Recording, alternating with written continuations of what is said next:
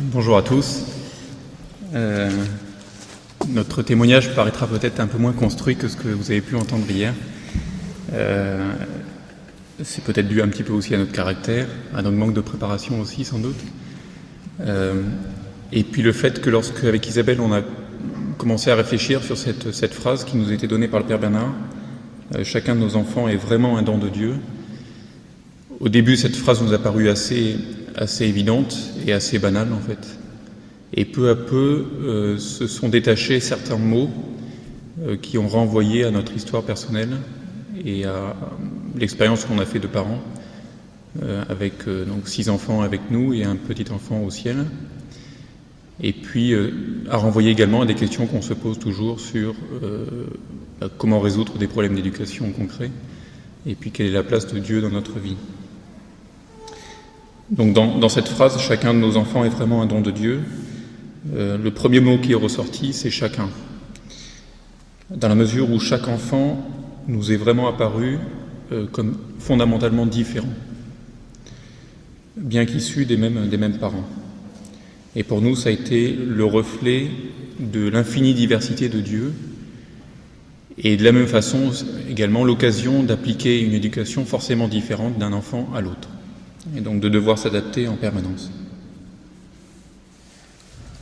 Une petite anecdote qu'on peut vous raconter à ce propos. Notre fille aînée, lorsqu'elle avait à peu près 10 mois, qu'elle commençait à se promener avec son Yupala dans la maison, on voulait appliquer un des livres sur l'éducation des enfants qu'on avait lu. Le propos, c'était peu d'interdits, mais de la fermeté dans les interdits. Donc on avait dit, dans le salon, on ne touche pas les plantes vertes.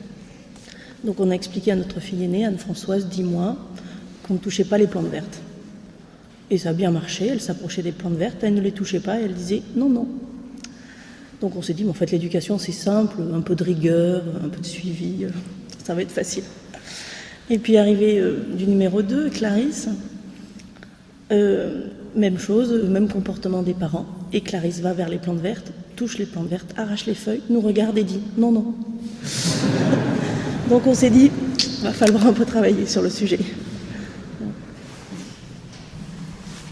Le mot chacun aussi renvoyait au fait que on ne doit pas établir de hiérarchie entre les enfants par rapport à leur qualité physique ou intellectuelle ou spirituelle.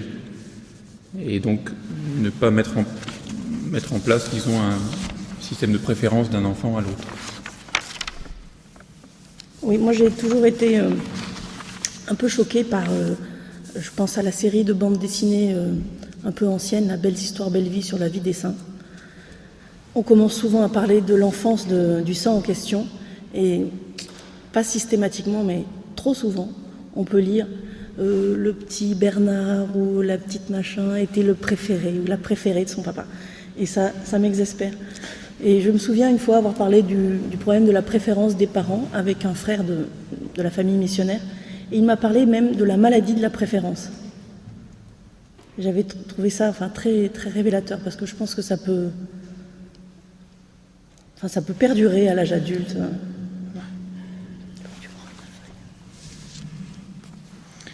Alors le deuxième terme qui nous a touchés, c'est chacun de nos enfants.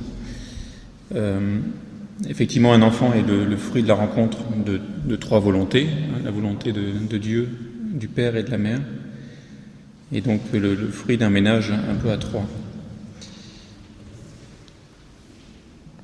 Alors sur le ménage à 3, c'est une image qu'on aime beaucoup, parce que Dieu nous crée chacun, ensuite nous nous rencontrons, et Dieu nous permet de créer avec lui. Donc par là, en fait, vraiment, il nous élève à sa hauteur. Et bon, ça, c'est remarquable, c'est vraiment troublant de voir la grande délicatesse de Dieu. C'est vraiment une démarche dans l'amour qui est difficile à vivre dans l'amour humain. Voilà.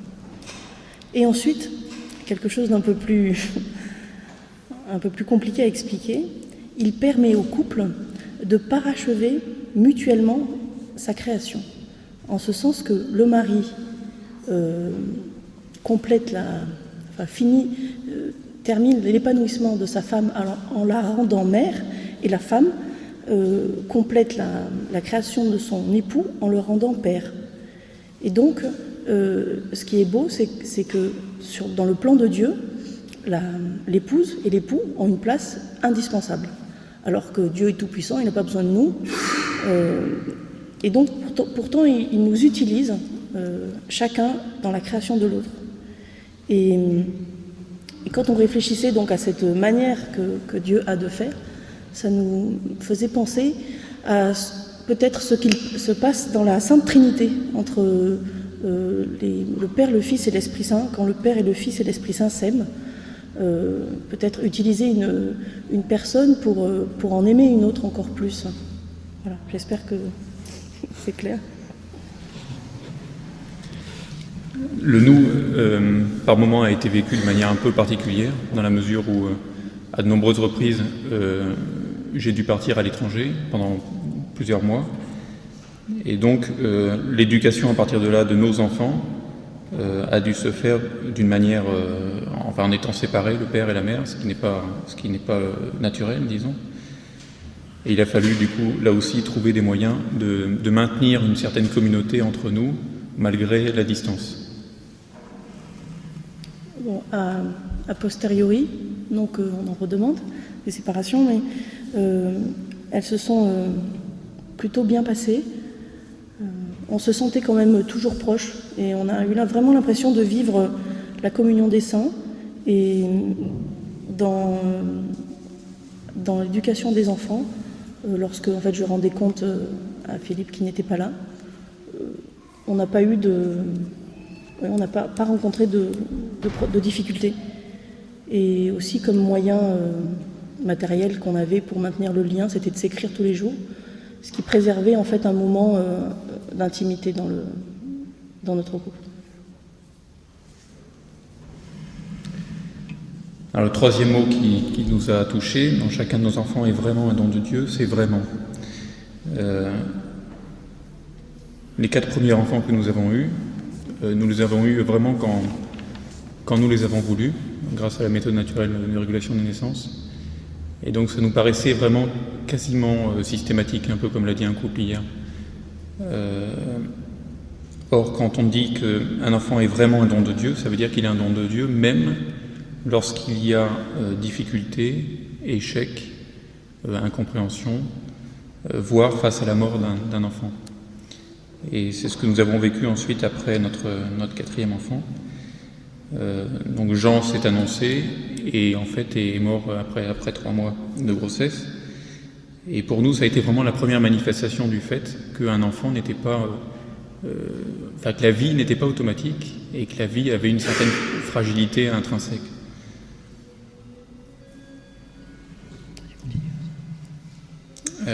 Donc à l'issue de cela, d'ailleurs, notre 3e enfant a dit qu'il voulait un autre enfant, mais vivant. Petite sœur vivante. Petite sœur vivante. Et donc s'est annoncé un autre enfant, Marie-Madeleine, et qui nous a fait beaucoup espérer, en fait. Et lors du dernier mois de grossesse, lorsqu'on nous a annoncé que c'était un enfant lourdement handicapé, avec une espérance de vie extrêmement courte, quelques mois au mieux, nous nous sommes dit que la série continuait. Malgré tout, on ne s'est pas posé la question, disons, de l'avortement thérapeutique, puisque même si le médecin nous l'a proposé, comme il doit le faire, je pense, de manière réglementaire. Mais la question s'est plutôt posée de savoir jusqu'où on irait dans nos décisions de thérapie, oui, ou d'opération, pour faire vivre cet enfant. Et de ce côté-là, c'est vrai que on n'a pas eu du côté des médecins une aide, disons, comme on l'a souhaité, dans la mesure où eux ont accepté le fait qu'effectivement on cherche à garder cet enfant, mais pour eux, dans ce domaine-là, ça veut dire qu'ils vont tout mettre en œuvre pour justement faire en sorte que notre volonté puisse s'accomplir. Et donc rechercher tout type d'opération, ou même faire subir à l'enfant, une fois né, tout type d'opération, quelle que soit leur longueur et leur difficulté, ou leur souffrance pour l'enfant, sans justement prendre en compte l'existence de l'enfant proprement dit. Mais simplement, comme tu disais Pierre-Olivier, le projet parental. Voilà, c'est ça qui les guide. Bon, cela dit, ça n'a pas empêché que les médecins nous ont quand même soutenus, disons, dans notre démarche aussi d'accueil de cet enfant, d'explication vis-à-vis de nos autres enfants, leur ont permis de venir au chevet de Marie-Madeleine sans du tout mettre de bâton dans les roues. Voilà.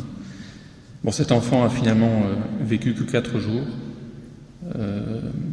Il nous a permis en fait de communier d'une manière un peu particulière, et on ne l'avait pas encore vu comme ça, à la Passion du Christ.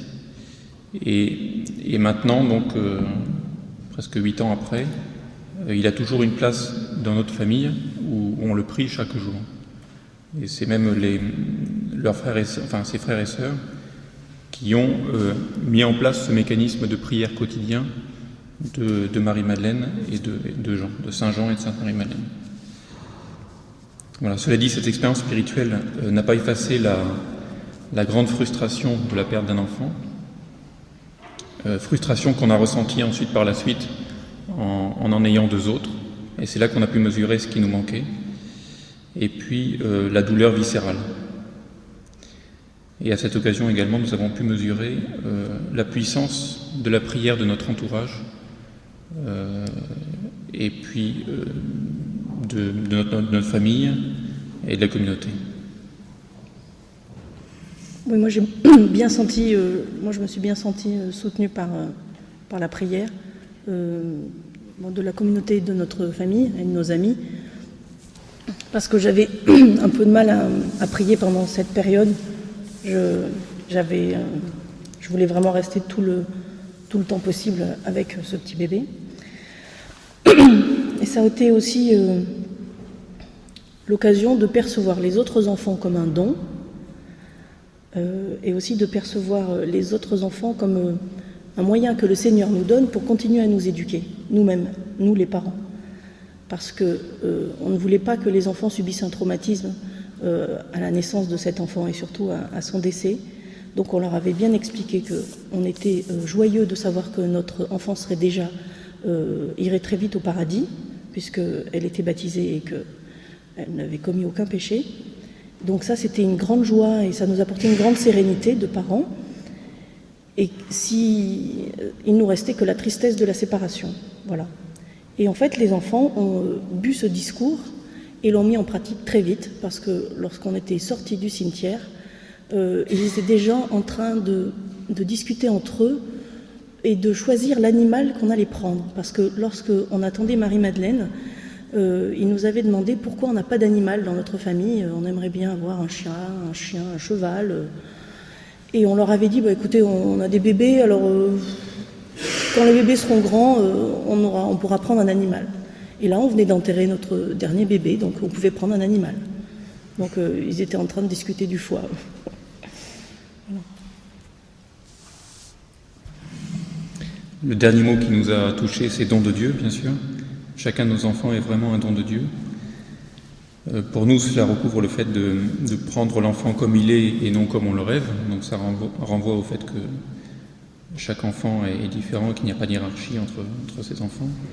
Et accueillir l'enfant également quand il vient. Donc avec une double notion de responsabilité, mais en même temps d'ouverture. Le don de Dieu, c'est également un don d'éducation des parents, par les enfants. Donc ça, comme nous l'avons vu, ce que nous vient de dire Isabelle.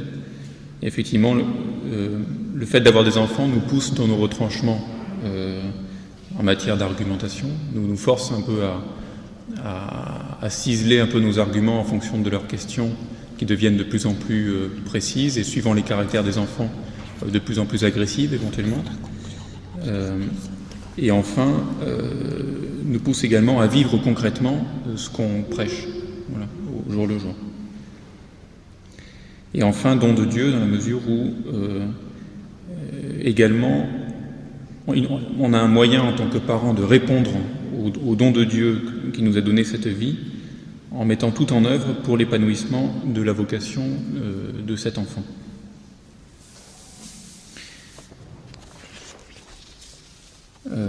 Lorsque le couple en fait prend conscience que chaque enfant est un don de Dieu, il peut en action de grâce offrir en retour cet enfant à Dieu, c'est-à-dire le remettre entre ses mains, un peu selon l'attitude du serviteur inutile, faire de son mieux dans l'éducation et après être détaché, abandonné, disons, quant au résultat de l'éducation donnée. Nous n'en sommes pas encore là, notre aîné n'a que 16 ans, donc on verra si, suivant les directions prises par nos enfants, on arrivera à avoir cette notion de détachement qui doit être sans doute assez difficile, suivant les cas.